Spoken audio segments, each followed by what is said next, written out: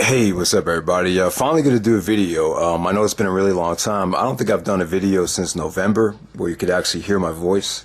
I think the last time I was in front of the camera was Extreme Rules, so that's been a really long time. But, obviously, if you kept up with the channel, I've had some laptop issues, had to buy a new laptop. It was time to buy a new laptop anyway, and really haven't done anything in a while. But I want to put 2012 to rest. Obviously, we did the... you guys actually sent me your list of your top 10 matches of the year. Every single match got a certain number of points. As you guys know, I'm really into, match of the year countdowns and finding out what essential matches were out there that were worth checking out. So, this is my favorite part of, being on YouTube, the end of the year stuff. So I'm going to try to incorporate a little bit of my end of the year awards along with the actual list. I was going to do a 2012 WWE pay-per-view rewind. The problem with doing that is I just feel like it's very repetitive because everyone does the, reviews all the shows, and so I kind of feel like, they've all been reviewed to death, so there's really no point in doing it. Maybe eventually I'll do it. I'm starting to think maybe eventually I'll just do everything. Like I'll do a rewind from 2004 all the way to 2012 because it's something different. I think the pay-per-view rewind is kind of like my thing. And now that I have better audio and I could go over an hour, it's just the kind of videos I think I want to do from now on. Or, you'll probably see some more of them. And people seem to have enjoyed the 2003 one a lot more than I thought they were. So I'll think about doing that. But yeah, first, this might be kind of a long video. I'm actually going to go match by match since I, haven't got a chance to talk about a lot of these matches. They're not going to be, I'm not going to spend a lot of time on each and every one. But yeah, I want to talk about the matches and then kind of give you a retrospective. Basically I want to talk about a lot of the stuff that I would have mentioned in the WWE 2012 pay-per-view rewind video. And on top of that, like I said, I want to give you like my wrestler of the year, show of the year, MVP, all that stuff at the end of the video. Because I think by the end, after I'm done looking at the list, I have more of a feel. And I'm just going to go with my gut feeling. I don't even have it written down on paper, like who I thought was, the wrestler of the year and et cetera, et cetera. So here we go. The first match I'll talk about is Brock Lesnar and Triple H from SummerSlam. This only got 2 points. The buy rate was very, very good. I think they did about 360,000 buys, which for today's standards is very, very good. A lot of tension there. They had great build-up. The problem with the match to me, and a lot of people didn't like it. You've seen, people give it like 2 stars or 2.5 stars or whatever. And then some other people, like myself, I gave it the full 4. I thought there was enough interesting stuff in this match to make it, a great match. I loved it when Triple H went after Brock's diverticulitis injury. Thought that was awesome. Loved the transition into the armbar from the pedigree at the end. I just really I just really thought they worked a nice old school match. The problem was the crowd really wasn't into it. I think you can attribute that to Triple H. I just think he needs to turn heel. He's been a babyface for such a long time. The guy is so hated, on the internet wrestling community. I just think a lot of people haven't forgave him yet. I don't think a lot of people want to kind of embrace Triple H as this ultra babyface that we want to see defeat the evil Brock Lesnar. If anything, I thought Brock was probably more of a favorite amongst the smart marks in the match. But, obviously I think Triple H and Lesnar had a good match. Definitely does not give you the thirst to see another rematch. Even the people that thought it was good, I'm sure they still probably don't want to see a rematch. I think you want to see Brock Lesnar. I would love to see Brock face Punk at WrestleMania. I don't think that's going to happen. But, with the Paul Heyman thing, being in the middle of both of those guys, I think that would make for an amazing story. But, obviously I think if you had to put money on it at this point, because of what Brock did to Vince McMahon, I think you could see Lesnar and Triple H probably happen at WrestleMania. Maybe Lesnar versus Taker. I think everything is still up in the air. They really kind of waited to the last second to put this card together. And the card for WrestleMania is still not finalized, so we'll just have to wait and see what happens there. But yeah, Triple H and Lesnar only got 2 points. Some of the matches that didn't get any votes at all that I had as honorable mentions: Austin Aries versus Bobby Roode from Hardcore Justice. The rematch from Destination X didn't get any love at all. At the time, I actually thought they topped their Destination X match, but I was in the minority there. Kyle O'Reilly versus Adam Cole from Best in the World. This was Adam Cole's coming out party. those two guys just totally saved the undercard from Best in the World, which was horrific, to be honest with you. Akira Tozawa versus Pac from Open the Golden Gate. Now, Dragon Gate USA, once again, just another year where just a lot of people haven't seen a lot of their matches and a lot of their shows, and Tozawa versus Pac is definitely a diamond in the rough. You know, the rematch from WrestleMania weekend from last year, I thought that was an excellent match from Open the Golden Gate, which actually won Dragon Gate USA's Show of the Year from their website. Richards versus Edwards versus Strong, Ring of Honor from Showdown in the Sun, Day 1, the WrestleMania weekend show. You know, I thought that was good. You know, good, solid stuff. Didn't really go too long, and at the same time, it really,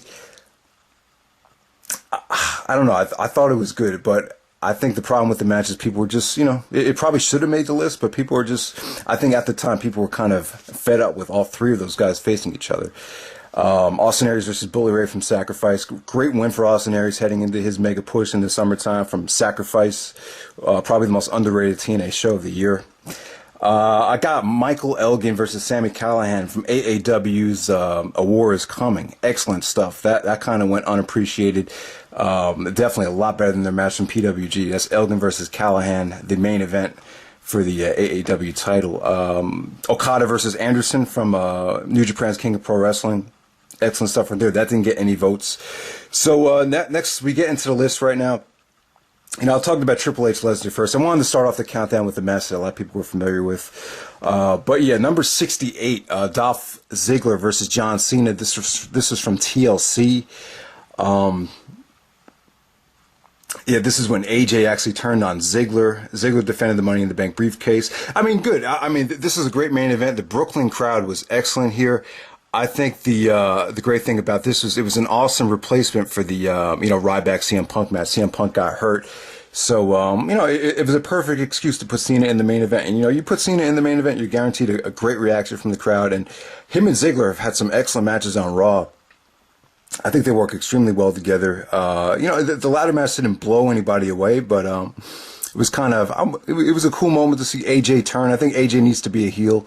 She's a much better heel, and AJ to me is, I know a lot of people don't find her attractive. I've heard a lot of people say that, but for me, for my personal taste, she's definitely the hottest diva they've had since Trish. You know, I think she has an awesome body and great personality. She's pretty much hooked up with a lot of guys in the WWE. I mean, they had her kiss about 4 or 5 guys, and she was in relationships with about 4 or 5 guys so far. So yeah, man, Dolph Ziggler and Cena from TLC. Number 67, we have Eddie Kingston versus Jigsaw. This is from Chikara's Anniversario show.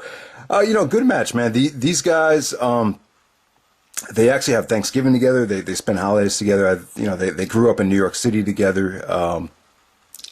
Yeah, this is a great title defense for Eddie Kingston. They opened the Grand Champion. The Chikara's Grand Champion. The thing about Chikara is, Eddie Kingston's been champion for a while. I'm not sure if Quack is going to have him drop the belt anytime soon. I think when Kingston does drop the belt, Quack is going to make sure it seems really, really special. But like him and Jigsaw in that match from New York City, they definitely one of Eddie Kingston's best title defenses. Just great stuff right there.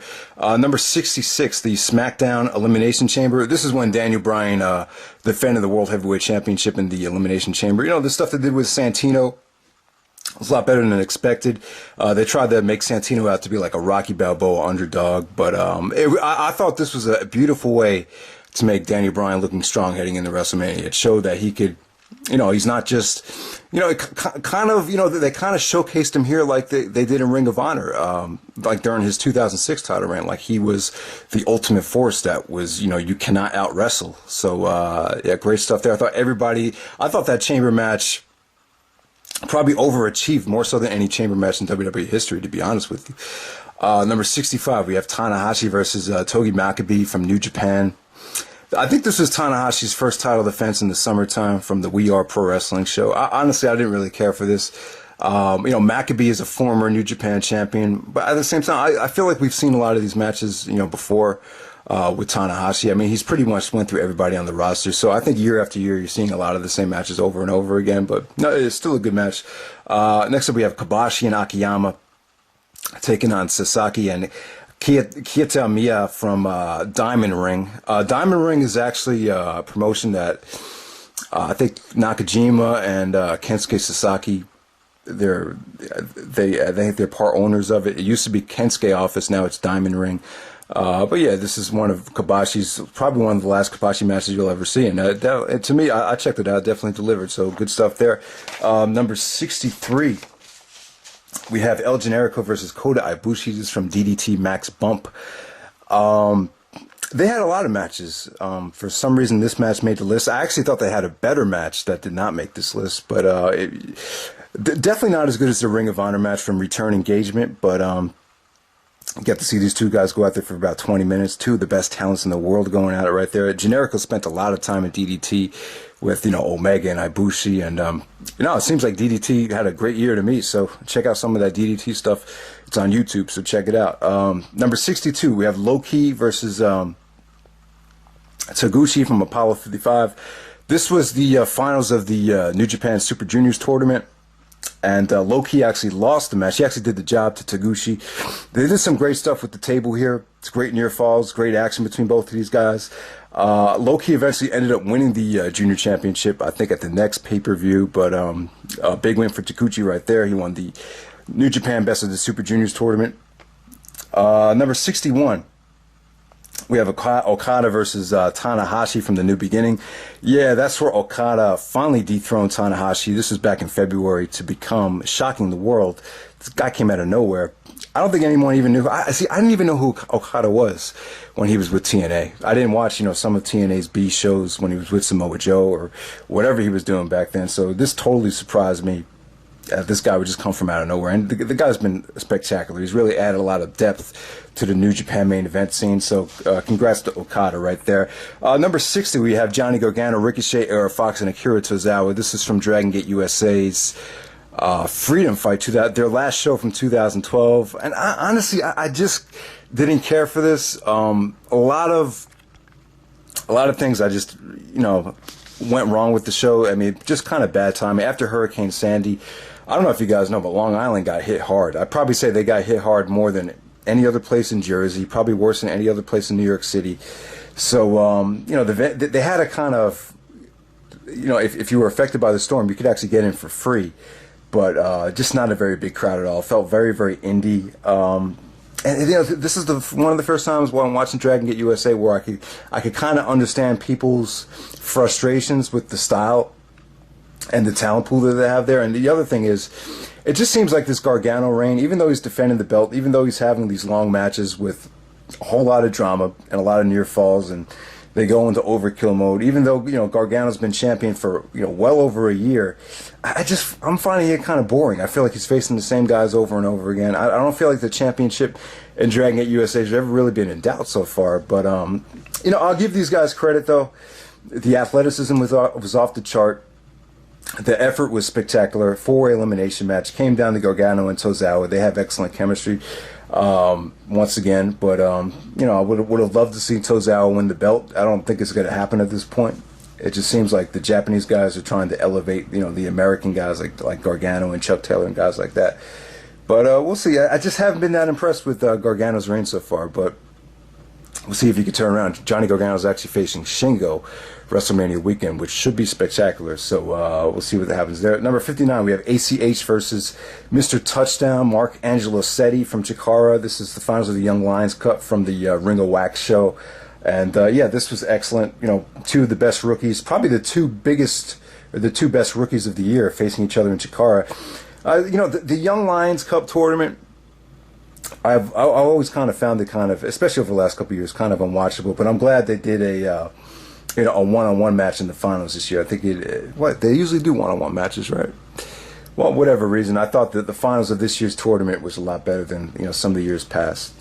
Number 58, we have Go Shiozaki challenging Takeshi Morishima from Noah. This is one of the few Noah matches that actually made the countdown. Morishima, the GHC heavyweight champion over in Noah. He's had the championship for a while. I think he won it from Shiozaki in January, and he finally lost to Kenta this January. But his most memorable title defense is probably against Shiozaki right there. I thought this match was excellent. I thought it made Shiozaki look great.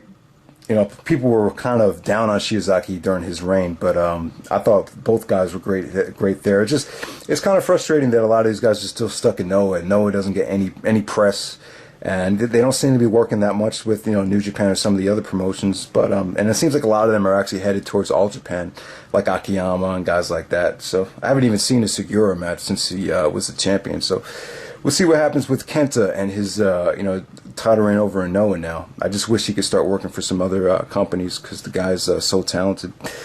Number 57, we have Hiroshi Tanahashi versus Takanishi. This is from Power Struggle. Another great title defense from Tanahashi. I thought this was great, actually. That's from Power Struggle, one of the last New Japan pay-per-views of the year.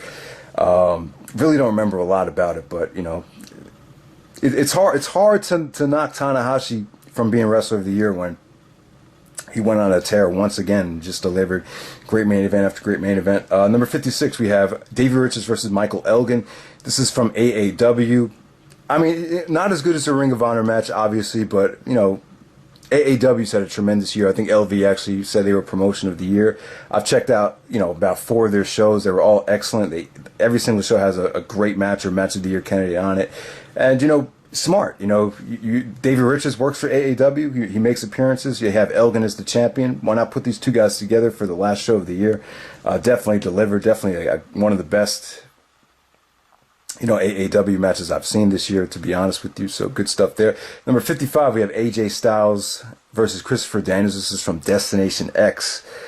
The great thing about this was we've seen Styles and Daniels, have the same match over and over again on pay-per-view. Like, I don't know, just the last couple of times they've wrestled, they were good matches. They just kind of disappointed me. They finally gave something different here. Obviously, this had more of a story behind it, and it'd be more of a brawl. Did some awesome stuff by the the Titantron with the tables and all that stuff. Just a great brawl right there. Great win for AJ Styles with the Styles Clash to Christopher Daniels through the table. Great match from Destination X. Good stuff there. Next up, number 54 with 3 points, we have Drake Younger versus B-Boy from PWG. This is like a CZW match in PWG. Drake Younger busted his ass. These guys kill each other, so good stuff there. Number 53, we have Pac versus Prince Devitt. Kind of like a dream match from New Japan. Got 3 points from the Super Juniors tournament. Pac surprisingly got the win over Prince Devitt. The match is on YouTube. Two of the best athletes going at it right there from the both foreign wrestlers from, one's from Ireland, one's from the UK. So check that out. Number 52, we have Sarah Del Rey versus Eddie Kingston from Chikara. 3 points. Many would say Chikara's match of the year. Del Rey, after seeing this match, I gotta say, probably the greatest female wrestler from North America that I've ever seen by far. I mean, come on, man. She had a match of the year candidate with Eddie Kingston. This match definitely delivered. The fans were more on Sarah Del Rey's side here, and this match kind of got me thinking that Eddie definitely needs to turn heel eventually. The guy's, personally for me, I think he's one of the. He's a natural heel. I mean, the guy's really not that likable, to be honest with you. He's very emotional. He can play heel very, very well, but it's just one of those cases where I think his babyface run has kind of dragged on a little bit longer than we anticipated.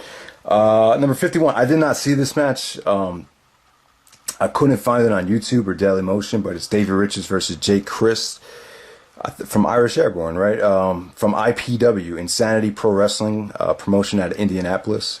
I know Gage, GW Domination, this is, his promotion. So I'm sure the match is great. So that's Davey Richards versus Jake Crist from IPW. Three points for that match.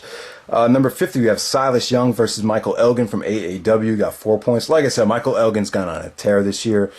And if you've seen his AAW stuff, you would definitely kind of be convinced, yeah, this guy's probably the wrestler of the year. He's had multiple 4+ star matches in AAW, and the match with Silas Young. This match went about an hour, and honestly, I thought it was great, but there was parts of the match that kind of dragged for me. I mean, you got 2 ultra heavyweights here going an hour. You had a lot of interference from Jimmy Jacobs, and God, what the hell is Jacobs' tag team partner's name? What's his name? God damn it, I can't even think of it. You know what I'm talking about, though. Silas Young versus Michael Elgin. You know, it's still a great match, though. I mean, a lot of people are very, very high on Silas Young. Think Eric Cannon, Jimmy Jacobs, they interfered throughout the match. I didn't care for that part. A lot of brawling throughout the crowd. Didn't care for a lot of that stuff, but there's enough good stuff in here to make it a great match. I mean, you definitely, the title was definitely in jeopardy here. Silas Young, to me, Silas Young's kind of like the Jeff Jarrett or maybe Triple H of AAW. It just seems like that's his promotion, like he could get away with anything. That's the type of heel he kind of plays there. But with Silas Young, obviously he's good enough to be in Ring of Honor. Ring of Honor never really used him that well. You know, he's kind of jobbed to Aries and Danielson in squash matches, extended squash matches in the past. I mean, he's good enough to be on the roster, but he's not good enough to the point where I would say, oh man, like, what the fuck? Like, he really needs to be on the roster. I'm like, if he's there, he's there. But, you know, if he's not, like, I wouldn't lose any sleep over it. But he's definitely, you know, definitely deserves a shot. He's definitely someone that they could take a look at. And he could definitely help the roster. Number 49, we have Bobby Roode versus James Storm. This is from Bound for Glory. He got 4 points. Yeah, kind of, a lot of people were, you know, shitting their pants over this match. They thought it was like the greatest thing they've ever seen. Some people actually gave this 5 stars when it did come out. But, yeah, great stuff there. Definitely a lot better than their lockdown match. I was very glad that they didn't main event Bound for Glory because I'm a big Austin Aries fan, so obviously I wanted Austin Aries to main event Bound for Glory. But a nice little blow-off match to the Bobby Roode and James Storm match. And, you know, in retrospect, I wouldn't have minded if this actually closed the show for the championship because I thought it was excellent stuff. They actually had King Mo as a special guest enforcer. A lot of people didn't care for that, but, you know, great hardcore match, great intensity from both of those guys. Great win for James Storm, too. Next up, we have Akiyama versus Omori. This is from All Japan. Great match from Akiyama. Like I said, it seems like a lot of the guys from Noah are going to be spending a lot more time in All Japan Pro Wrestling. So, great match there. Next up, we have Kota Ibushi versus Low-Ki. This is from New Japan's King of Pro Wrestling. You know, Ibushi versus Low-Ki for the Junior Championship. You know, great stuff. You know, Loki. You know, it seemed like Loki was going to be in Dragon Gate USA for beginning of the year, but you know, he kind of made the transition over to New Japan, and the stuff he's done in Japan has been spectacular. It just seems like he's more focused and it takes it more serious over there. It just works so much better right now with the Japanese talent, and Kota Ibushi definitely a Wrestler of the Year contender. Has had so many great matches in DDT and New Japan. So. Next up, we have Davey Richards versus Sami Callihan. This is from AAW's Bound by Hate. Got 4 points. You know, what can I say here? But, this happened right before Best in the World, towards the end of Davey's title reign. It kind of got me thinking, like, I think part of the reason why Davey hasn't had the great amount of matches as people have expected him from. Like a lot of people were saying, like, in Ring of Honor, during his reign, just a lot of his matches just haven't had that it factor. Like, they just didn't feel like that same intensity. I think a lot of it had to do with the character and the championship. You know, the match in AAW, like, you kind of forgot about him being the champion, and he was just, old school Davey Richards. And, you have the perfect guy to go out there with, Sami Callihan. Both these guys have great intensity, and they're both very, very stiff. Just made for a deadly combination here. This is one of Davey's best matches of the year, without a doubt. And on top of that, it's probably one of Davey's best matches of all time. I thought it was that good. You can make an argument that it was 4.5, 4.25. To give you an idea of how good it is, it's like on the same level as Davey and El Generico from the 8th anniversary show. Like, if I were to do a list, those two matches would probably be right next to each other. So definitely a great match. Like I said, man, AAW's just delivered a lot of great stuff this year. And Davey's been in a lot of those matches as well, so check it out. Next up, we have the American Wolves versus Kyle O'Reilly and Bobby Fish. This is from Final Battle. Like I said, this was a breath of fresh air to see the Wolves team back together. I think everyone realizes they're better with each other than without each other. There's a rap group called EPMD, Eric Sermon and Paris Smith. And people have always said that, like, those two guys need to stay together. Like, when they split apart from each other, like, there's never been a case where two guys need each other more than that. I think, maybe Davey and Eddie at this point, I think people just got burned out from them wrestling singles, and they just went back and, tagged up together, faced O'Reilly and Fish, two guys that teamed together in Noah. I think Delirious had his hands all over this match. Like, I think Trademark said this is the type of match where if Jim Cornette was booking Ring of Honor, we probably would not have seen the American Wolves get back together. I think that match right there, it kind of left you wanting more. Like, it didn't, like, overstay its welcome. But it was definitely satisfying, definitely fun moment to see the Wolves get back together.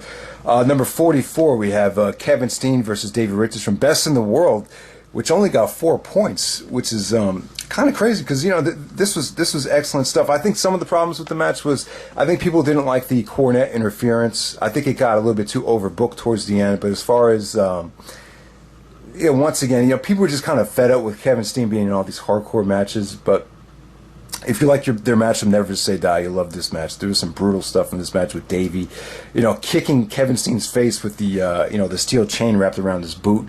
That was awesome stuff. And yeah, I thought this had a lot of drama. I thought the crowd was great too, especially when Davey turned on the referee with the yes chants. You know, I just thought that was a really, really cool moment right there. So that's, you know, Davey versus Steen from Best in the World. Steen actually, and the other problem with it is it was too soon. I think, you know, you saw Steen win the belt at Border Wars, and then next month they had Best in the World.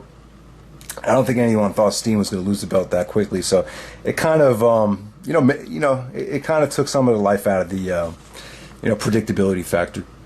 Number 43, we have Michael Elgin versus Ricochet from Bola. You know, almost stole the show from Bola. You know, great combination of speed versus size here, and like I said, this is one of the matches.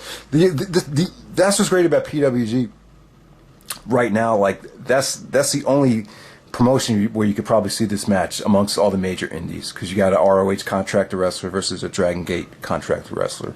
Number 42, we have the Young Wolves Rising main event from the 10th anniversary show. I think it was Edwards and Cole versus Davey and O'Reilly. A lot of people were very, very split on this match. It only got 5 points. I was kind of down on this match. I only gave it about 3.5 stars when I did the review. I think at the time I was just really down on Ring of Honor, and I was down on, you know, the Davey and Eddie stuff and the Davey and Kyle O'Reilly promos leading up to the show. I thought they were very, very half-assed, to be honest with you. And Davey actually got booed before the match as the champion. So, you know, this main event got basically 45 minutes with both guys busting their ass. I just didn't feel it, though. Like, at the time, I just did not feel like that it factor. Like, I felt like there was something missing. But, you know, great win for Adam Cole. Adam Cole actually got the crossbody on Davey Richards to pin the ROH World Champion. So it was a great breakout match for him. And, you know, it was good stuff. Looking back on it, it's a better match than I probably gave it credit for. Number 41, we have Okada versus Nakamura from the G1 Climax tournament. Nakamura, not a lot of attention from Shinsuke Nakamura this year with the voting, but yeah, I saw the match with him and Okada. They got about 7 or 6 minutes of it here on YouTube. It looked fucking spectacular from what I saw. So definitely a great match of the year contender for Okada and Nakamura. At number 41. All right, so let's get to 40. We have Finlay versus Tajiri from Smash. This is from Japan. Now, to be honest with you, I really didn't care for this that much. You know, it was kind of like your typical Finlay match. You know, very, very long and very, very methodical. Tajiri's offense was excellent. I would agree that the kicks and his comebacks and his offense felt like death, as I think Gage actually pointed out. But I don't know. I just didn't care for the Shillelagh stuff.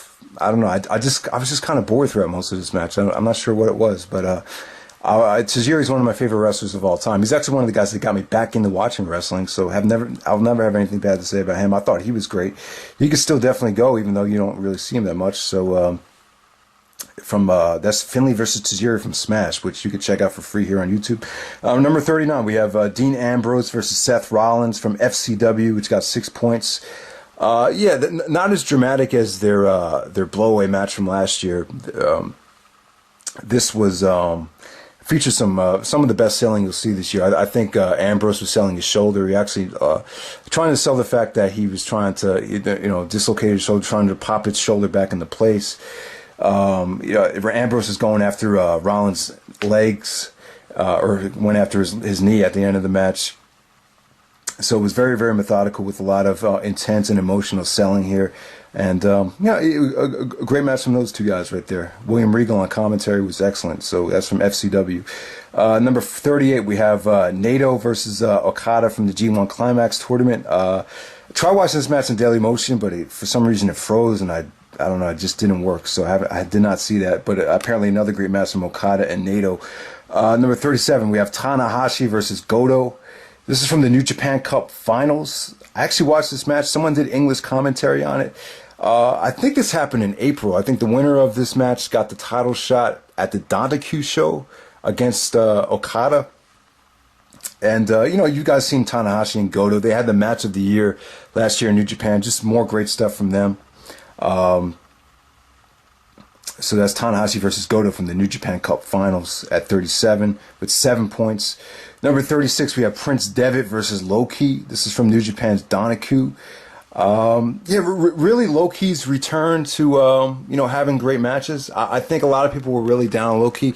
I liked his match with Pac. I thought his match with Pac was excellent, but that kind of went underappreciated. His match with El Generico, everyone found it very disappointing. But I think this is the match where people realize maybe Low-Ki's just more motivated over in Japan now. Who's making more money over there. I think he feels like that's more serious competition. And he actually defeated Prince Devitt to win the junior championship here. Great match. Probably not as good as... I don't think this is as good as most people say it is. I just can't see anyone giving it over more than 4 stars, but definitely a lot better than their Basketball City match from last year. That's Prince Devitt versus Low-Ki from New Japan's Dontaku. Number 35, we have the Young Bucks versus Super Smash Brothers from Death to All But Metal with 8 points. This is when the Smash Brothers defeated the Young Bucks to win the PWG Tag Team titles. Great stuff with the referee here. This really escalated the tension between the Young Bucks and the referee Rick Knox, and just some must-see spots. The table spot and the super kick spot were just amazing stuff. That's the Young Bucks versus the Super Smash Brothers. Next on number 34, we have Kurt Angle versus Jeff Hardy from Lockdown with 8 points. I wasn't crazy about this. I would say Kurt Angle is one of the best steel cage match performers of all time. I mean, he had the great match with Benoit from 2001. He had the great match with Mr. Anderson from Lockdown. It seems like every year they depend on Angle to deliver a great Lockdown match. But, he's just getting too old at this point. He didn't do the moonsault this year. I mean, it wasn't as spectacular as some of Angle's other matches, but I don't know, man. Jeff Hardy doing the Swanton Bomb from the top of the cage to Angle. Surprised Angle will let him do that. This is when Angle, he was actually competing for the Olympic trials. He was trying to qualify, and I think he got hurt. So you actually see his hamstring and his quads were all taped up in this match. But, the match was good, not great. But, a lot of Jeff Hardy fans out there probably voted for this match. Number 33, we have the Raw Elimination Chamber match. This is when CM Punk defended the title in the Elimination Chamber. Jericho actually got... they were trying to, build the tension between Punk and Jericho. Jericho actually got knocked out in this match. To be honest with you, looking back on it, I don't know, I would just say keep Jericho out of the match. They really, they actually had Sheamus win the Royal Rumble, but, if you want to do best in the world versus best in the world, I think in retrospect you have Jericho win the Rumble. Obviously they want to push younger guys, so probably they had Sheamus go over, but I just thought this was kind of half-assed, how they had Jericho knocked out and not able to wrestle the rest of the match. It was kind of cheap. But, great stuff between CM Punk and The Miz to end this Elimination Chamber match. It was a good chamber match, but, probably won't be one of the most memorable chamber matches in retrospect. Number 32, we have John Cena versus CM Punk. 7/16, July 16th with 8 points. Now, I don't know. I couldn't find this match on YouTube. I think Sean Carlton voted for this. I'm assuming he's talking about the Cena Punk match from Raw 1000. So that's the match I'm assuming he's talking about. That's when Cena actually cashed in, and then the Big Show interfered, and then Rock came out to save Cena, and then CM Punk actually turned on The Rock. So, another good match from John Cena and CM Punk there. I remember that being excellent. You can't lose with Punk and Cena in the ring. I'll talk more about both of those guys later. Number 31, we have the Big Show versus Sheamus from Hell in a Cell. What can I say? I think this match is better than anyone ever expected. Probably Big Show's best singles match of all time, to be honest with you. I just thought this was great. I can't see how anyone cannot give this 4 stars. It's definitely a 4-star match. Probably one of the top 10 WWE matches of the year. I would say Big Show's probably had the best year of his career at 40 years old or whatever he is. He's much better right now than he was at 28, 29, or whenever he was pushed in the main event of WrestleMania. So that's Big Show versus Sheamus right there from Hell in a Cell with 8 points. Number 30, we have Davey Richards versus Jay Lethal from Glory by Honor. This got 8 points. This was great. The thing about this match is, it felt like this was the first match, since Cornette got fired, where I felt like this, finally, like we're really getting back to basics here. This blew away their match from the Homecoming. Like, if you gave the Homecoming match 4 stars, then you have to go at least 4.25, 4.5 on this. This match was that good. It was very emotional too. This is right in the midst of the Jay Lethal storyline where Kevin Steen spitting at his parents. So, him and Richards went out there, and this match just had that feel, that X factor that a lot of Davey's matches didn't have. Davey's match with Lethal earlier this year didn't have it. Davey's match with Adam Cole was just kind of, missing that spark.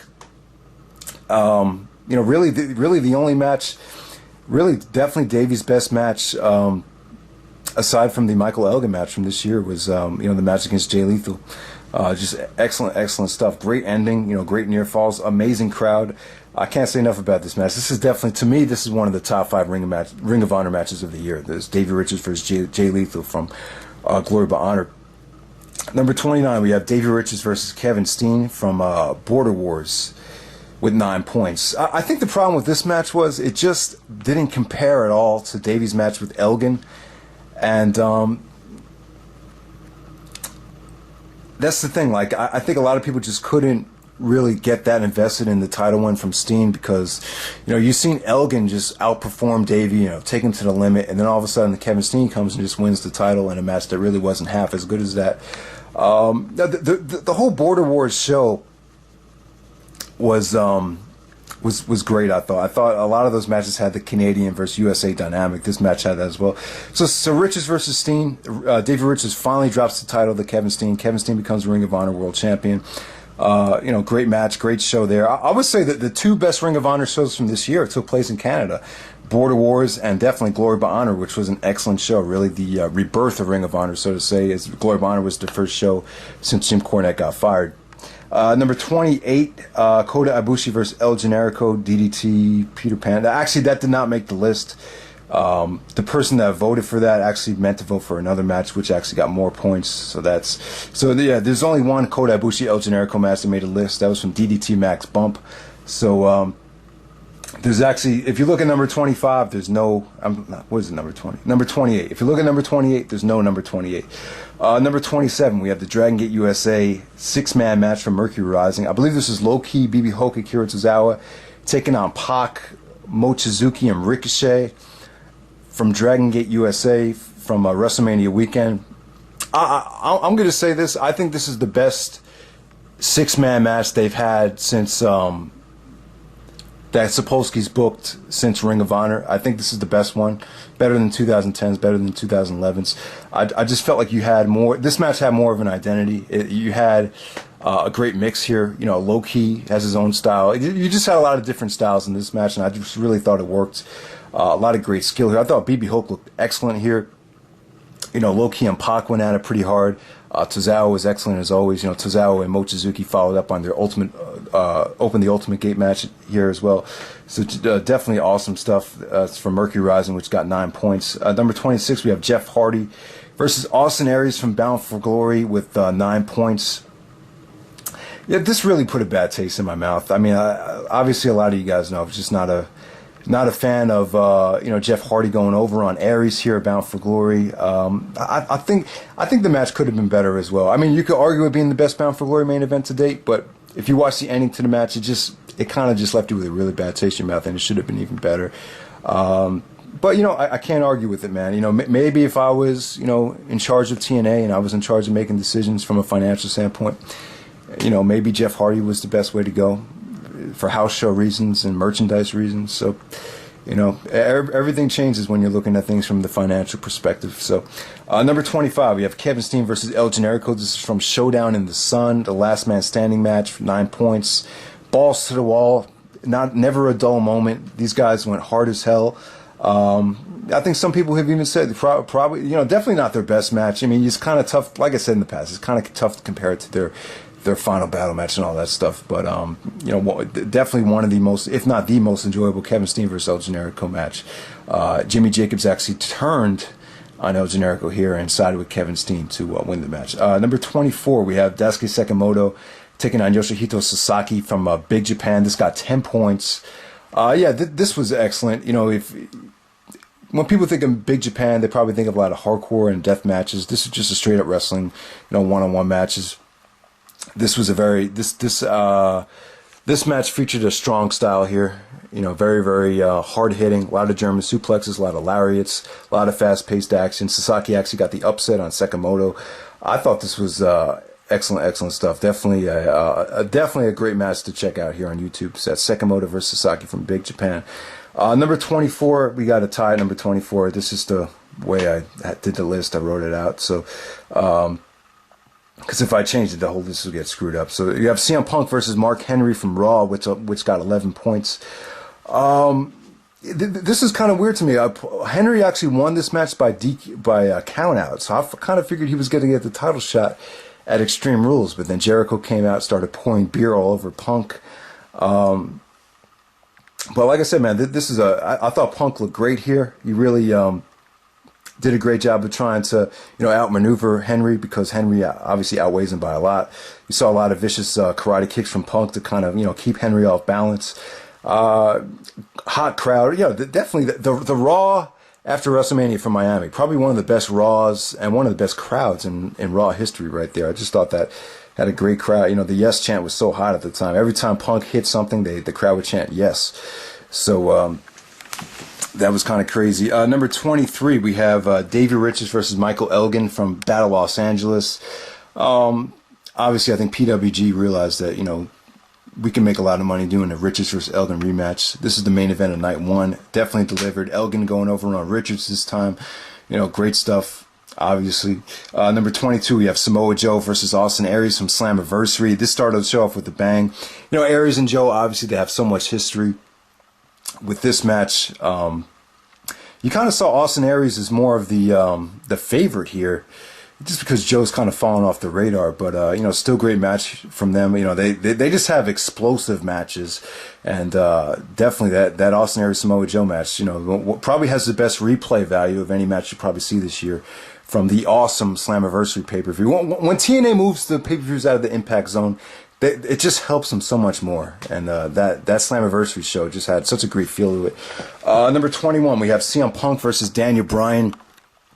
This was from Money in the Bank with 15 points. Love the match, man. I thought it was a lot of fun. AJ as the referee, you really didn't know, kind of had you on the edge of your seat throughout the whole match. I think people were kind of frustrated leading up to the match because the storyline was kind of cookie cutter. It was kind of, I don't know, just a lot of people just thought it was too unrealistic and kind of phony and kind of babyish, I guess, to say about the actual feud leading up to the match. But, you know, I don't really think you need to have Punk and Bryan go out there and, you know, kill each other with kendo sticks and tables. But they did do that in this match, which was fun. You know, in retrospect, this would have been a great way to turn Punk heel and to turn AJ heel as well. I think that would have worked fine. But for whatever reason, they didn't decide to pull the trigger on Punk in this match. And, you know, this would have been a great way to make Daniel Bryan a babyface, or maybe or put AJ and Daniel Bryan back together. But we didn't get that. But like I said, though, a lot of fun there. You know, Punk and Bryan. A lot of people were kind of disappointed this wasn't the main event of Money in the Bank. But obviously, in retrospect, you see Cena going for the Money in the Bank briefcase. Obviously, that's probably going to main event. So there we go with that. So we have the top 20 matches. So we just have 20 matches left. We have Christopher Daniels and Kaz taking on Kurt Angle and AJ Styles. This is from Slammiversary. Holy shit. I mean, with 16 points, this match was, you know, Daniels and Kaz are young. No, they're not really young anymore, but they're a badass heel tag team. You know, Kurt Angle in tag team matches have really over-delivered in the past. You know, he really hasn't been in that many great tag team matches, but, you know, him and Styles, you know, two of the best athletes in TNA history, going out there and teaming up together. And, you know, some of the spots, the best moonsault ever spot into the, the release German suplex, that was amazing. AJ Styles with the shooting star press. You know, I think Angle did a double German suplex to Kaz and Daniels at the same time. So, like I said, man, this match really Really, really explosive tag match there from TNA. Number 19, we have Jeff Hardy versus Austin Aries from Turning Point. The ladder match, which got 17 points. See, you know, that's the problem with doing these countdown things. You know, sometimes people would just vote for, I think one kid actually voted for all Jeff Hardy matches in his top 5. But the match from Turning Point, honestly, it wasn't as good as the Bound for Glory match. This was a ladder match. I felt like the ladder kind of, you know, prevented this match from being as fluid as it could have been. I felt like it was kind of slow and kind of dull. It just wasn't my cup of tea. But at the same time, some of the good stuff about the match, Aries actually found a device which actually raised the titles. So when Jeff was going for the belts, they were actually raised up. I thought that was pretty innovative. We never actually seen a wrestler actually use the device to raise the belt, so that was pretty cool. Jeff Hardy with the twist of fate on the top of the ladder to secure the victory. Pretty good stuff there. Jeff Hardy retains the belt. And that pay-per-view happened in the Impact Zone. I'm just very, very glad that TNA getting rid of the Impact Zone pay-per-views. I believe they're going to 4 pay-per-views a year now. So things are looking up for TNA. I think each and every pay-per-view is going to get a lot of buzz, a lot of attention. And seriously, because these Impact Zone pay-per-views every single month have kind of killed the pay-per-view industry, if you think about it, for professional wrestling. It's just no buzz at all, not a lot of... and a lot of dead crowds in the Impact Zone too. I just cannot stand the Impact Zone. I just think those fans are very, very robotic. I just felt like they're gonna cheer for whoever TNA tells them to cheer for. They're not the same kind of fans as they were back in like 2005, 2006. All right, so number 18, we have CM Punk versus Chris Jericho from Extreme Rules with 22 points. This was a street fight. Obviously, the rematch from WrestleMania, you have the major storyline in this match with CM Punk and Jericho with the alcohol thing, with, you know, Jericho saying that alcohol is in Punk's blood because his father and his sister are both alcoholics, drug addicts, or whatever. You know, I think that the problem with the storyline was it just didn't work as well. In Ring of Honor, it worked better because Punk was the heel and he was antagonizing Raven for being an alcoholic. I think it works better that way. Jericho was kind of neutral, wasn't really, you know, promoting alcoholism, or, you know, he wasn't really going either way. He was just saying that Punk had the problem. But when you have a babyface that's anti-alcohol and anti-drug, where most of the audience probably is, I just don't think it really works like that. But, you know, in the PG era, somehow they got away with it because Punk is such a strong character and Jericho, you know, is a very, very strong heel, so they got away with it without the fans turning on Punk or siding with Jericho. So number 17, we have Austin Aries versus Bobby Roode from Destination X, 23 points. You know, this is a great moment, man, to see Austin Aries win the TNA Heavyweight Championship from Bobby Roode. And like I said, man, Bobby Roode, not a spectacular wrestler. You look at his matches during his title reign, not a lot of match of the year candidates, not a lot of matches that got people talking. But one of the rare instances where he somehow made the belt stronger and more credible because he was such a great heel, such a great personality. You know, Austin Aries, it's a great story because if you look at where Austin Aries was a year earlier, he wrestled at Evolve 7 in the main event, got cut from Tough Enough, and all of a sudden he gets another shot in TNA and kind of redeems himself from the whole Austin Star gimmick and wins the TNA World Title. It's a beautiful moment, and it kind of made everyone appreciate just how great Aries was and how much Aries was valuable to Ring of Honor. And it's just, it kind of is. Like, I think the one guy that really hurt Ring of Honor the most by leaving was Austin Aries, because I think after then, that's when the cookie really crumbled. Number 16, we have, actually, this match, we'll get more points than that. All right, so I'm gonna have to switch that around. But number 16 on this list right here that I'm looking at, this will actually get 9 more points. I got to add the points to it because someone actually, we're gonna swap it with the El Generico Kota Ibushi match, which he just voted for the wrong match. But like I said, Kenny Omega versus Kota Ibushi from DDT. This is actually going to get 37 points, but I'll just talk about it now. Yeah, Omega and Ibushi from DDT. It's on YouTube. It's crappy quality. They have crappy English commentary on it. But you know, if you could, I would actually recommend going to Daily Motion, see if you can find a better version of the match or better quality of the match. They went about 40 minutes, and if you guys haven't seen it yet, you'll just see some must-see stuff. You'll see Kota Ibushi actually do a moonsault off the top of the balcony. You'll see a beautiful, springboard leg scissors onto the outside of the ring apron from Ibushi to Omega.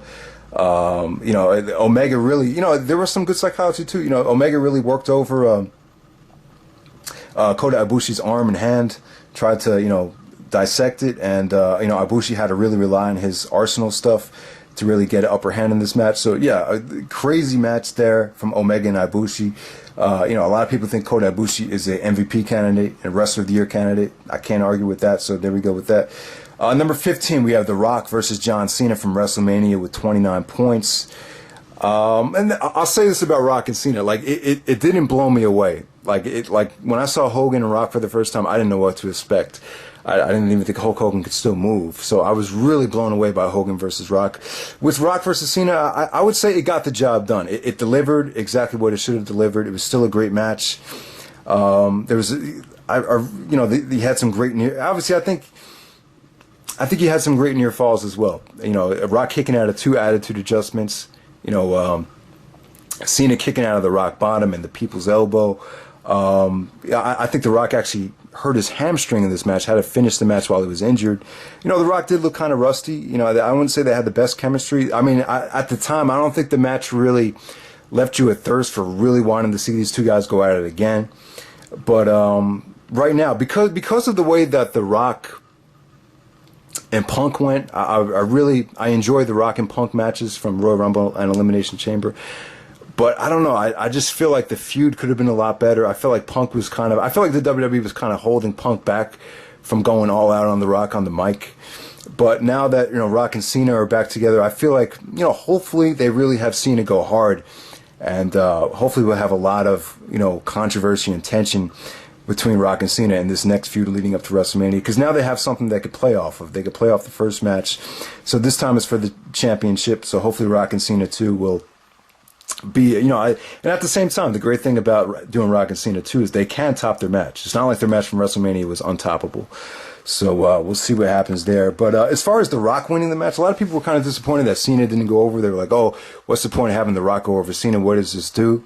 Well, it kind of left the door open for, Rock to come back. I think, you see The Rock, he's kind of proven that he's like the Michael Jordan of, professional wrestling. It's the WrestleMania buy rate, greatest WrestleMania buy rate of all time. You got to reward the guy. He's going to be coming. The Rock was going to actually come back next year. So I think Rock's first match back in his hometown in Miami. There's no way you definitely had to have the Rock win the match. Even though there was going to be backlash no matter what. Even if Cena won, there would have even been a huger backlash. But so there it was. Number 14, we have Okada versus Naito. This is from New Japan's 40th anniversary show. 31 points. This was great. This was excellent. I mean, I can't tell you how good this was. I feel like this match is underrated, but still enough people voted for it to justify his place on the countdown. Naito is an excellent wrestler. You saw great work on the knee here. Just excellent stuff from both guys. Definitely one of New Japan's best matches of the year was Okada versus Naito. Number 13, we have Steen versus Jericho, the ladder war from Ring of Honor with 34 points. Crazy stuff, brutal stuff once again. Now the thing about this match with Steen and Jericho, they've just done everything. Like you've seen them in Ladder Wars, Ladder War 2. You've seen them in the fight with the Honor at Final Battle. There's just not a lot they could do. A lot of people were kind of disappointed with the build up because they didn't have Jericho and Steen on the television show. I just feel like at that point the feud had just been built up enough where you just really didn't need to do that. I think the masks. When Steen actually opened up the box to see Jericho's mask, that's really all they needed to do. I think that was enough to sell at least the old school or the diehard Ring of Honor fans on the pay-per-view, which is what I think they were trying to do, is just go back to getting the diehards to order the show. So, yeah, I mean, when you see Jericho take the package pile driver through the ladder, you just got to pray and hope that he's protected and, a lot of that ladder is not scraping his head.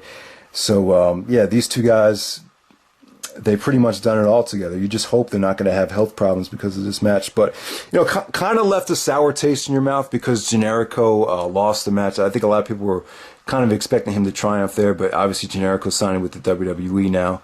So it kind of, it's kind of sad. Like I felt like Ring of Honor probably just went to Jericho and said, hey, even though you're not under contract, we'll give you a couple $1,000. Maybe they gave him, I hope they at least gave him about $2,000. to do the match. So it's like, hey, let's give you $2,000. You just get your ass kicked in a ladder war. So yeah, so there was number 12. We have CM Punk versus Chris Jericho. This is from WrestleMania. 38 points. I thought this was excellent. Now, a lot of people didn't give this like high placements on their list, but like it got a lot of people gave it like a few points. So it made a lot of people's list, but only got like one or 2 points from each and everyone's list. So, but it slowly like made its way up on the list, and yeah, Punk and Jericho. I think the thing that hurt them, like they had to follow Taker and Triple H. Like how the fuck can you follow that with the kind of matches they had? But they still managed to do it though, man. And I think it was a little weird. You know, Jericho was trying to get Punk disqualified so he can win the belt. He was saying, "Hey, Punk, how's your sister? How's your father? Your father's a drunk. You know, hit me with the chair." I really didn't care for that part of the match, but as far as everything else goes, it was a great wrestling match. I think, you know, you just had beautiful counters from the, you know, the walls of Jericho into the Anaconda Vice. I just thought some of the counters and some of the, you know, pinfalls were just beautiful towards the end there. They really had the crowd on the edge of their seat. And, yeah, the Punk and Jericho, great match. You know, probably wasn't like the HBK Jericho match. It didn't steal the show up to that level, but, you know, still great stuff. And, yeah, I think you can make a legit case that it was the best match from WrestleMania if you want to make that point. Number 11, we have Kazuchika Okada versus Hiroshi Tanahashi from Dominion. This is the rematch from New Beginning from June. This got 52 points. This is when Tanahashi won the belt back from Okada, and then people got pissed off about that because, you know, they felt, why is Tanahashi winning the belt back?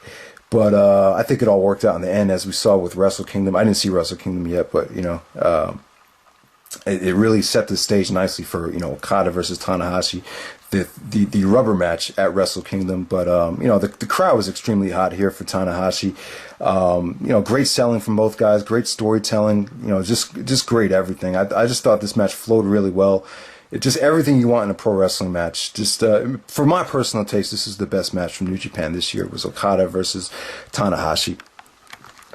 All right, number 10, we have The Shield versus Ryback and Team Hell No of Daniel Bryan and Kane, 56 points, TLC match. You know, since CM Punk could not face Ryback in the TLC, this is a great replacement. This was, you know, great for The Shield, great for Tyler Black, great for, you know, John Moxley, Seth Rollins, Dean Ambrose. I mean, those guys showed what they could do here. Balls to the wall. The Brooklyn crowd was hot as hell. Great hardcore match. Just, you know, I mean, the match was just a breath of fresh air to everybody, man. You know, Tyler Black getting knocked off the ladder was crazy. It was just, I just think a lot of people were very, very starting to get very, very impatient that they were, you know, keeping Rollins and Ambrose and FCW, not having them come up. But I think it paid off. I think the WWE, you know, they waited for the right time to bring him in, and, you know, they're cashing in on it right now. You know, the Shield has been used very, very well, and has really kind of, you know, propelled WWE and kind of made it a better promotion ever since the Shield's been a part of it. So, you know, great stuff there. Number 9, we have CM Punk versus John Cena from Night of Champions, 58 points for the WWE Championship. I didn't really care for the finish here. I mean, it definitely, you know, I would have loved to see these two guys go at it at Hell in a Cell. Obviously, the finish was really kind of to dictate, you know, the build-up leading up to Hell in a Cell. But obviously, unfortunately, Cena got hurt. But, you know, Punk and Cena, it's kind of, they just have great chemistry. It's kind of like become today's version of Rock and Austin. You know, you could always rely on them to deliver, you know, a great feud and a great main event. You know, two totally different personalities. They just clash so well together. This match kind of went to near fall overkill, probably even more so than their Money in the Bank match. But, you know, excellent stuff here. You know, crowd loved it. They kind of expanded and experimented with a lot of different counters and maneuvers and just other stuff from their Money in the Bank match. So Punk versus Cena almost won match of the year again with 58 points. Number 8, we have Brock Lesnar versus John Cena. This was from Extreme Rules. 58 points. What can I say, man? Just, you know, Cena and Lesnar. Cena barely got any offense in. It was, you know, it was, I just thought this was beautiful. It was a beautiful way to bring Lesnar back. A lot of people pissed off about the finish because you have Cena going over on Lesnar. You know, John Cena, to me, I kind of knew Cena wasn't going to lose 2 pay-per-view matches in a row, especially, the guy should be rewarded for getting the best WrestleMania buy rate of all time, obviously. And then on top of that, I always thought, like, when they brought Brock back, I kind of knew they were going to punish him, have him lose his first match for leaving the WWE so abruptly. And I think Lesnar kind of, I think he kind of agreed to do it. I think he kind of knew, yeah, like, I fucked you guys over back in the day. I don't mind doing the job here, but we could do the match in a way where I'm still going to look just as strong as Cena, even though Cena's going to get the win. I mean, Cena barely got any offense in. Really, all he did was, hit him with the chain when Lesnar made the mistake, and he hit him with the attitude adjustment to win the match on the steel steps. So yeah, great stuff there from Lesnar and Cena. And it's one of those matches where you don't have to have a bunch of near falls to have a match of the year candidate, and they proved it right there with just great storytelling from Lesnar. Number 7, we have Sheamus versus Daniel Bryan from Extreme Rules, 71 points. The rematch from WrestleMania. I'm not going to do the pay-per-view rewind anytime soon. So let me just say this: like the WrestleMania match between Sheamus and Bryan, like when I'm watching WrestleMania, like I don't give a fuck about the rest of the year. Like I want to see the best possible card possible. Like I just feel like the WWE has so much time every single year. I mean, you have, over 5 hours of programming every week. There's more than enough time to build tension with Daniel Bryan and AJ. You don't have to have, Danielson get squashed. Maybe Triple H and Taker, said, we're kind of going to go into, near fall overkill. We want the undercard to be kind of watered down. I don't know. And if you look at that crowd, man, if Sheamus and Bryan had wrestled and had the kind of match that they could have had, to open up WrestleMania, that match would have been one of the greatest matches of all time. I really think it would have been that good. I mean, that crowd was so hot. And I just think if Daniel Bryan ever gets the chance to wrestle the way he wants to wrestle at a WrestleMania without any time restrictions, I just think the guy's going to have tunnel vision, just deliver something beyond anything we could have ever imagined. I just think it would have been that good. But yeah, Sheamus versus Daniel Bryan from WrestleMania, or from Extreme Rules. It's everything we wanted from the WrestleMania match. This time he had 2 out of 3 falls. So this is the first time where you felt like, in Danielson's WWE career, first time where he really kind of had control, really dictated the tempo, really kind of felt like he was at home. Like, he wrestled the match on his terms. And, a great strategy from him, taking Sheamus' shoulder apart, actually got disqualified to give him the upper advantage to get the submission in the second fall. And then Sheamus sucked it up. This made Sheamus look strong as well. He sucked it up and got the win in the third fall with the brogue kick. So, just great. Once again, they really didn't do anything crazy. They just told a great story, and the crowd was hot as hell for Daniel Bryan. So, and Sheamus got a lot of heat. He got booed. So, yes, Extreme Rules was a great show. This actually, out of all the matches from Extreme Rules, this actually placed the highest, which was kind of surprising. Number 6, we have Kevin Steen versus Michael Elgin. This is from Glory by Honor. This actually got 94 points. Glory by Honor, without a doubt, the best Ring of Honor show of the year. The first show with Jim Cornette, after Jim Cornette's sabbatical. So yeah, Steen versus Elgin. I got to give these 2 guys credit. You got two guys that are kind of, have a lot of body fat. They're kind of, I wouldn't say they're both out of shape, but, 2 bigger guys that can move like cats. They can move like cruiserweights. I think the match kind of shows you how good Michael Elgin is, man. Steen was under a lot of pressure. A lot of people saying, Steen can't have a great match without using weapons. So, it was really, I thought he was under a lot of pressure. I think the whole company was under a lot of pressure to deliver something great. And who do you go? You go to Elgin again, who delivers. I think a lot of people didn't see this match. I think you can make a case where, if as many people saw this match as the Showdown in the Sun match with Davey, this could have beat out the Davey Richards match. I think it was that good. The match really, I think maybe the first half of the match was kind of, it was kind of slower paced, but like the last 10 to 15 minutes, like holy shit, they just did so many innovative things, so many great near falls. The spot when Steen actually goes for the tope dive into the corner, and then Elgin actually just catches him and then turns that into a powerbomb. I thought that was sick. Obviously, the ending is very, very dangerous. Steen actually did the package power driver off the top rope to Elgin. That's a lot of weight to be carrying to do that. So just great stuff from both guys. Both guys really delivered. This is one of the greatest Ring of Honor matches of all time. I mean, Ring of Honor had the year hasn't been that bad. I mean, probably the worst year in Ring of Honor history. But when we look back on this year, at least they had, Elgin versus Davey, Elgin versus Steen, Davey versus Lethal. I mean, those three of the greatest matches in Ring of Honor history right there. So, just great stuff. Number 5, we have Hiroshi Tanahashi versus Minoru Suzuki from New Japan's King of Pro Wrestling with 119 points. This was, the first time I watched it, I was kind of distracted. Trademark actually told me this is the kind of match where you have to watch with a, you kind of have to put everything aside and watch it with a clear state of mind. And, so that's what I did. I really tried to pay attention to it. The first time I watched the match, it kind of left me wanting more. I was like, I just felt like it could have been a little bit more. But, Tanahashi versus Suzuki, you just had some, great selling, man. You just had great, dynamics here. It just felt like a real fight. I probably give more credit to Suzuki. He actually, just went after, I think he put Tanahashi in a key lock and it was just relentless. Like Tanahashi was just screaming in pain. And then as the match progressed, Tanahashi started working over Suzuki's leg, and the main selling point, which kind of dictated the turn of the match, was when Tanahashi did the dragon leg screw to Suzuki to just rip apart his leg, and that's what enabled Tanahashi to hit the frog splash to get the win. But it was just one of those matches where I don't think I think when Tanahashi went for the frog splash, that was the first pinfall of the match, so there was really no near falls, and somehow they pulled it off. It just felt like a great fight, where every single shot, every single move felt important. Personally, I'm not as high on the match as some other people. I wouldn't give 5 stars. I think 4.5 is more reasonable, but personally, I think Tanahashi and Okada from Dominion is the New Japan match of the year. But if you thought this was the match of the year, I can't disagree with you, because I could totally see why.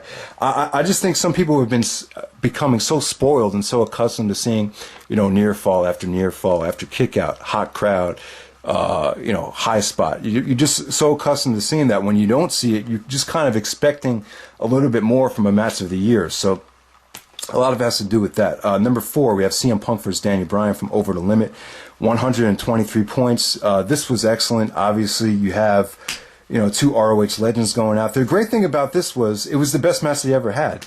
You would think they probably had a match in Ring of Honor and FIP that was probably better than this, but no, that wasn't the case. This is the best match they've had. They're both at the top of the game. This match really kind of shows you how CM Punk has improved and progressed throughout his 30s. He's gotten better over the last couple of years, and to the point where he's pretty much on the same level as Bryan as a technician. So they just went out there, and I thought the commentary was great. Even Jerry Lawler said, the cream rises to the top. These two guys came up the hard way. But just a great story, a great way to continue the feud between Punk and Bryan, with CM Punk actually tapping out after the pinfall. They actually borrowed a page out of Angle and Taker's book from 2002 with that. So, that's a lot of points. CM Punk and Bryan, 123 points. Next up, we have the Super Smash Brothers, Young Bucks, and Future Shock, PWG Threemendous. The ladder match, the Full Metal Mayhem match, 130 points. This is crazy. Like I said, probably one of the best PWG matches of all time. I was talking to the next big thing, Bryan, about this. He told me he talked to the Young Bucks, and the Bucks were actually at King of Trios. They were still kind of sore and kind of in pain from this match. So, yeah, this is crazy. I mean, you'll see so many spots. You have so much fun watching this. That's PWG's match of the year from Threemendous 3. Number 2, we have Davey Richards versus Michael Elgin from ROH Showdown in the Sun, 166 points. Yeah, this was this was 5 stars. This was voted the first 5-star Ring of Honor match since the Dragon Gate Do Fixer versus Blood Generation match from Supercard of Honor 1. So that says a lot right there. Congratulations to both guys. I would say Elgin was the better performer in this match. Davey has been struggling, for a while. A lot of people, I just don't think Davey should have been a babyface, world champion. I just don't think that's him. I just think it took a lot of the edge away from him. But for some reason, the match with him and Elgin, it just clicked. It's just one of those magical moments. And, everyone that was there for WrestleMania weekend, you got to see one of the greatest matches in Ring of Honor history. It is a great match. Some people have flaws, think the match does have its flaws, but, when you have Nigel McGuinness who's going through depression. If you've seen his documentary, he's probably going through depression at the time, commentating, and he's marking out like a little girl, like he's a wrestling fan again. And he's one of the greatest wrestlers of all time, marking out and, becoming a fan again. It got the job done. It's a great match. I don't know, what bothered some of the other people in this match really didn't bother me. So, yeah, man, Michael Elgin proved that he's the real deal here. Because honestly, even before this match, I really wasn't sold on Michael Elgin, but I think it made everyone a believer. Number 1, we have Triple H versus The Undertaker from WrestleMania, Hell in a Cell. What can I say, man? To me, I thought the match was great. Obviously, a lot of the reason why I was really invested in, obviously, the streak was on the line. You have Shawn Michaels as the referee. The super kick into the pedigree is probably one of the best, if not probably one of the top 5 near falls of all time. I thought the match was over at that point. I was like, holy shit, they did it. But yeah, man, it great storytelling as well. In my opinion, I know some people don't like the match, but I just felt like they did a beautiful job of, showing how Taker is never going to give up. Like, no matter what you do to him, you could fucking murder him in the ring. You could take out a gun and kill him, but he's not going to lose at WrestleMania. It doesn't matter. It's never going to happen. And Shawn's like, he's not going to quit. So, yeah, and so I think the biggest problem people have is Shawn Michaels. Like, they didn't like the job he did as a referee, maybe too over dramatic. But that's just the way Shawn is. Shawn's just kind of, he just gets so invested into the match where he just kind of forgets, and his emotions just kind of flow out of him. That's just the way he is. I mean, he's just funny, man. He just reacts to everything. Watch the Elimination Chamber from 2005, New Year's Revolution.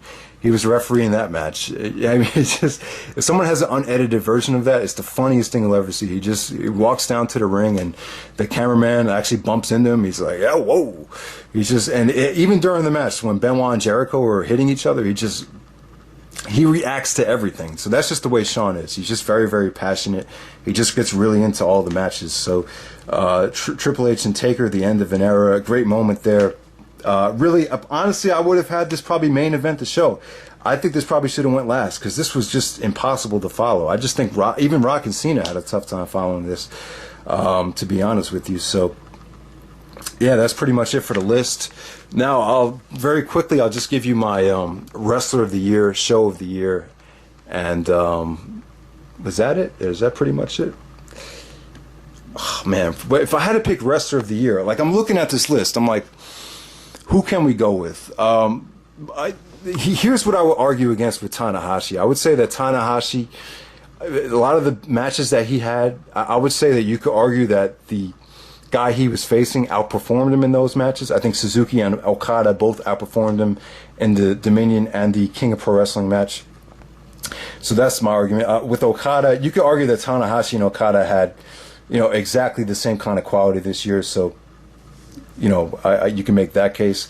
CM Punk, the champion for the whole year, and once again just had great matches with Chris Jericho, with Daniel Bryan, with John Cena. So I think Punk has had a phenomenal year as well. He's the first guy that really hold the championship a whole calendar year since and forever. So I would say that my Wrestler of the Year is I'm going to go with CM Punk. And I'll give you my Promotion of the Year as well. I think Michael Elgin is really close. I think CM Punk, Michael Elgin, Tanahashi, Eddie Kingston over in Chikara, and Johnny Gargano. These guys have been champion for a whole year without losing the belt, but they just don't have the kind of title defenses or the quality and the quantity of title defenses that guys like Punk and Tanahashi had. So I wouldn't put them in there. But Michael Elgin, I think, most outstanding wrestler. Who the best wrestler in the world is today? Like if you want to guarantee a great match, and by putting him in the main event, Michael Elgin's probably that guy you look towards nowadays. But and when you combine everything Elgin did in ROH, PWG, and AAW, as far as quality of matches go, maybe you might have to go with Elgin. But I'm going to go with CM Punk because of the reign and because of the quality of matches and quality of opponents as he's faced. I'll go with CM Punk. Austin Aries is up there as well for kind of bringing TNA back to the positive side of things. So I think Austin Aries deserves a lot of credit as well. And John Cena too. You know, Cena's had some great matches on Raw and some great pay-per-view matches. Kevin Steen, I wouldn't say Kevin Steen is even close for Wrestler of the Year contender, but that's just me. So I'm going to go with CM Punk, my Wrestler of the Year, without a doubt.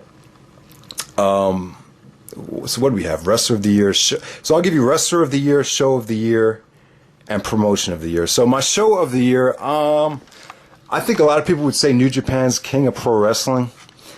I would say that's close. But honestly, I'm going to have to say WWE Extreme Rules. I'm going to have to say it. I mean, you had Sheamus versus Danny Bryan. You had CM Punk and Chris Jericho in the street fight, and you had Brock Lesnar and John Cena. You had 3 legit Match of the Year candidates. When's the last time? Not even Money in the Bank 2011 had that. So I got to give it to Extreme Rules. You know, probably, you know, it had Randy Orton versus Kane, which was an excellent match. And, you know, Big Show and Cody Rhodes was pretty good. There was some filler on the show, but, you know, I really don't know if you could point to a show in recent memory that had 3 legit Match of the Year candidates, which cracked everyone's top 20? I think top 20. Which, you know, those 3 matches actually made the top 20, so that's pretty amazing right there. So I'm going to go Extreme Rules, the Show of the Year. The Ring of Honor Show of the Year was Glory by Honor. PWG Show of the Year is Threemendous 3. Chikara's Show of the Year, I'll probably say King of Trios Night 3. You know, let me just give you my quick thoughts on Chikara. To me, I don't know. From what I've seen, I just don't see how you can say they were the promotion of the year. I was highly disappointed with King of Trios. I know a lot of guys have fun at the live experience, but to me, it just wasn't. It just kind of, it felt very dull in comparison to the last couple of years. So I would just say that about King of Trios. But yeah, so I'm going to give you my promotion of the year. It's really, you know, I'm not going to say Ring of Honor was the worst promotion of the year. You know, like I said, Ring of Honor, they had, you know, Davey versus Elgin. You had the Chikara versus ROH show. You had Border Wars, which was an excellent show with, you know, Kevin Steen winning the championship. You had Glory by Honor and Final Battle, 2 excellent shows to end off the year. So, you know, it wasn't that bad. I think there was enough good moments in here for ROH to be proud of from this year. You know, they did deliver some amazing matches, 2 of the best matches in Ring of Honor history, featuring Michael Elgin. So I wouldn't say they were the worst. If anything, I would have to say Dragon Gate USA and Evolve, I would put them lower than Ring of Honor this year. You know, Dragon Gate USA, they got off to a great start, opened the Golden Gate. Mercury Rising opened the Ultimate Gate. WrestleMania weekend, they had put on some great shows. But, you know, Evolve 11, terrible undercard. Dragon Gate USA is untouchable, terrible undercard. You know, Johnny Gargano, kind of facing the same guys over and over again. I mean, I haven't seen all the Evolve shows, but to me, it just seems like they should do more to get people talking. I just don't feel like they do enough to get people interested, and no one's really reviewing them. Not a lot of people really talking about them or buying the shows. Not a lot of people voted for a lot of their matches. So I would have to say that, you know, I'll probably have to say Evolve was the weakest promotion. Dragon Gate USA Evolve, weakest promotion of the year, even though they did have their moments. So, yeah, Chikara as well. I just haven't been that impressed with Chikara. I mean, really, they had the invasion angle. Eddie Kingston's title reign, I wouldn't say it's been great. They did the Jigsaw heel turn.